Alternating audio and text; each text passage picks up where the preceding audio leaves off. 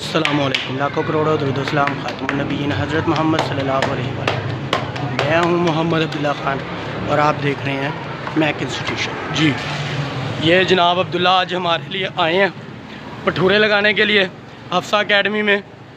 और ये माशाल्लाह दरोगे वाले से अनवर जने वाले के पास से आए हैं, ऐसे ही है।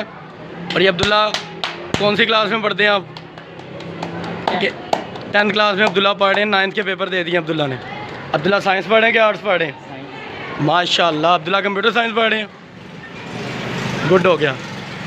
तो ये इंशाल्लाह ताला आज हमारे गर्मा गर्म भटूरे लग रहे हैं। ये अब्दुल्ला भाई भटूरा लगाएंगे। अब्दुल्ला भाई माशाल्लाह एक्सपर्ट हो गए हैं भाई। ये चीज़ क्या बात है, ज़बरदस्त, कमाल हो गई।